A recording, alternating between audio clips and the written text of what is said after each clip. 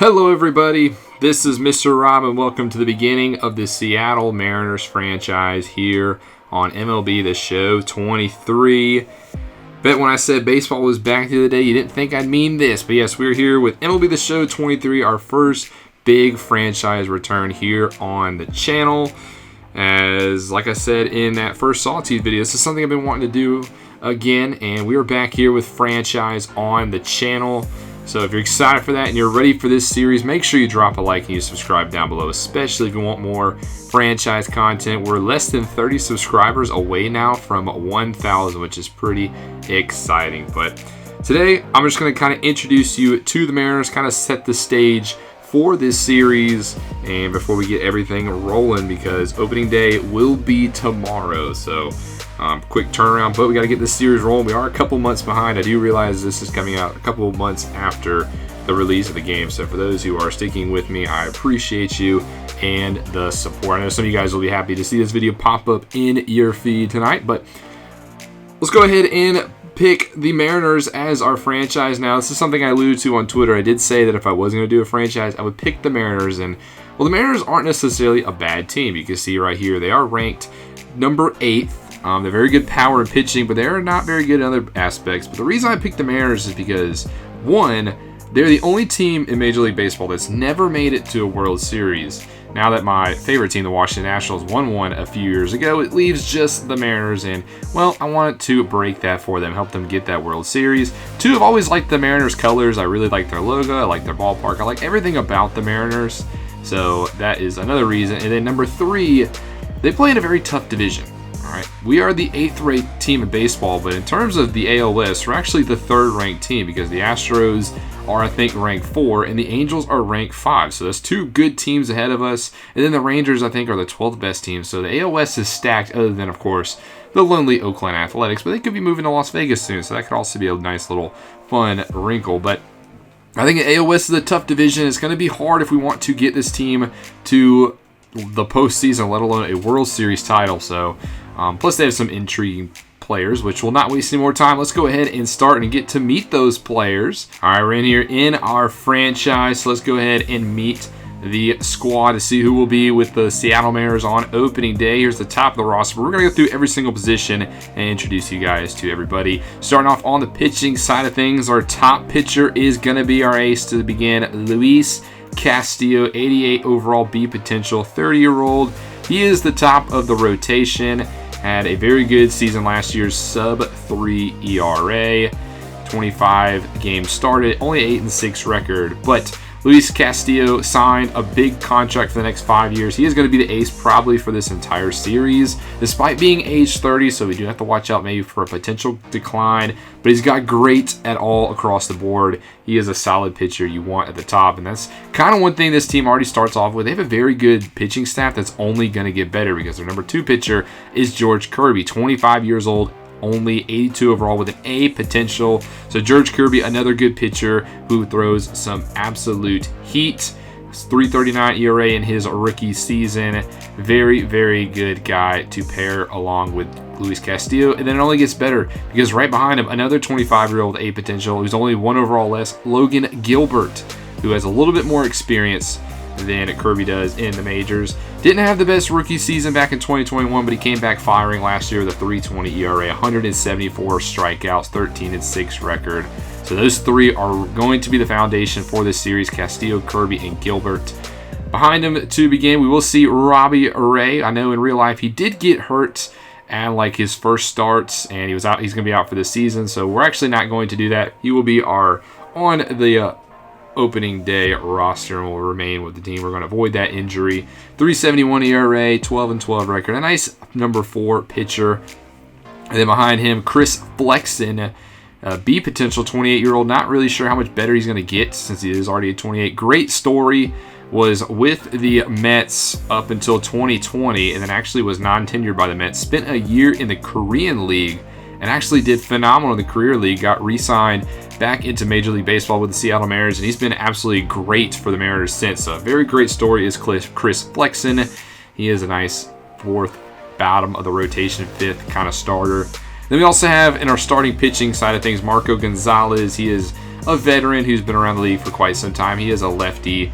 Didn't have the best year last year. He might start as more of like in the bullpen, long reliever, emergency starter if we need him. But that is where he's going to run out the starting pitching. Next up, Andres Munoz will lead off the relief pitching. We have another great pitcher in the bullpen at a very young age. He throws some heat as well, slider and just 4-seam, 2-seam fastball. 2.49 ERA last year, struck out 96 batters in only 65 innings. A great player to begin. And then behind him, this is where a bullpen kind of takes a little bit of a tumble, but it's hard to get a good starting bullpen in MLB The Show. But Pat Murphy is a good one, 76 overall C potential. He's somebody that we'll probably go to as well. And then Matt Brash has B potential at 24 years old, so he has a little bit of potential here in his ability. He's going to start off in the majors.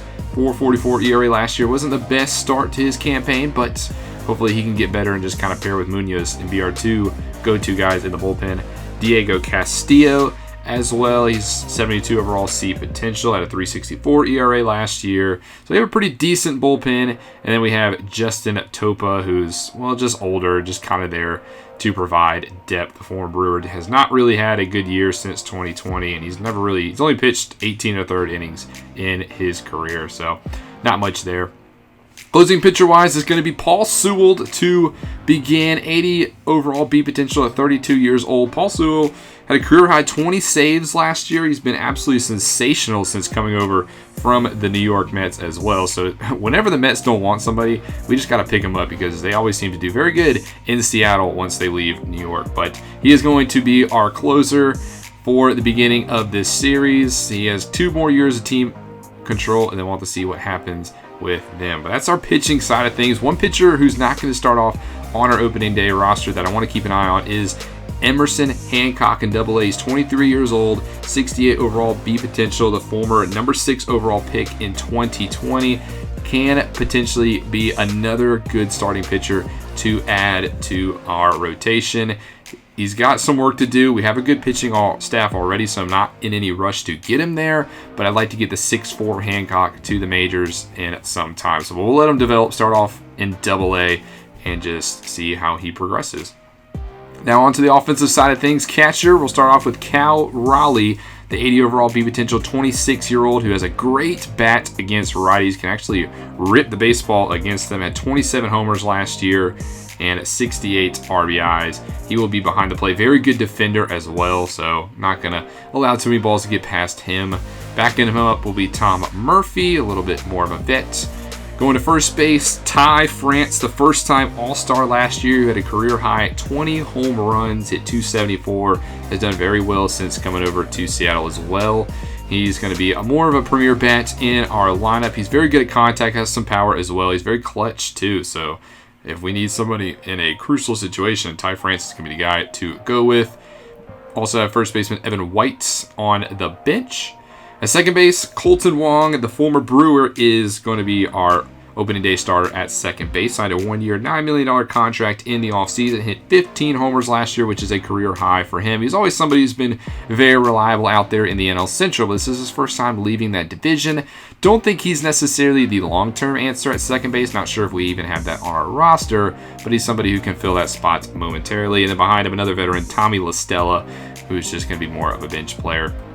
Third base, Eugenio Suarez, who mounds that spot, and he is very much a power bat at 31 years old. He's just really going to be called on to hit absolute home runs because he has 86-80 power, splits from righties to lefties. Last year he hit 31 and 87 home runs. I mean, he had 31 the year before that, had a down year 2020 because of COVID, and then before that hit 49 home runs. So if he hits anything less than 30 home runs, that's going to be a disappointment for Suarez, but don't expect anything else because in that same span, outside of hitting 271 in 2019, he's never hit above 240. So basically an everyday boom or bust kind of hitter.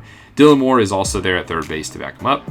At shortstop, this is where it gets a little interesting in my book when I was looking at their roster. This was the most intriguing spot because we have J.P. Crawford. He's a very good player at 28 age, still on his prime. He can hit the ball. 70 overall with B potential, but I'm not sure. He's already at 28. If he's really going to get that much better, I don't know if he'll really reach that B potential. And, well, that might be a little bit of a problem because he signed a 5-year, $51 million extension before last season. So we're going to be on the books for him for 4 years. We need him to produce. He only hit 243 last year, and that's more of his game is that contact bat. So it was a down year. We're hoping that he can pick it up this season because, well, we have 4 more years tied into him. So going to left field now in the outfield, A.J. Pollock is over there, the former White Sox who came over in the offseason, hit 245 last year with them, and he's been very successful, had a very good 2021 with the Dodgers as well, so more of a veteran who can kind of man that spot. Not much sure how much he'll be around past this year, even if he makes it through this year,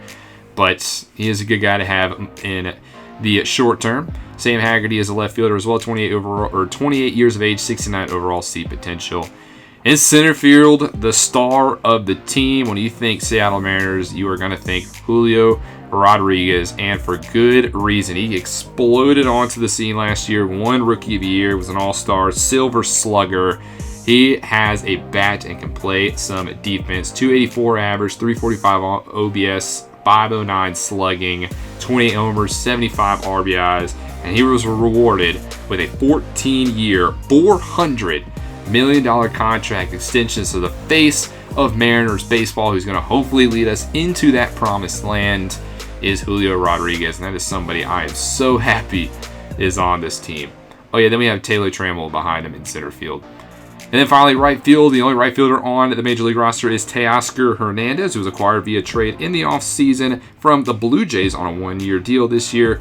He's had a very good 3 years out there in Toronto. He's hit 267, 296, and 289 in that span. 25 homers, 32 homers, and 16 homers. So not a bad get. He is a free agent after this year, so we'll have to see what happens with Teoscar Hernandez. But I'm glad he's on the team this year. Definitely shows that we're willing to push for the postseason because 30 years old, 87 overall on a 1-year deal. Teoscar Hernandez, we're going all in with him, hopefully being our good right fielder. That's going to do it for our roster. That is the MLB side of things. That's actually going to do it for the first episode. Next, we'll have opening day. We will face the Cleveland Guardians at home and Shane Bieber, the former AL Cy Young Award winner, so it's not going to be easy.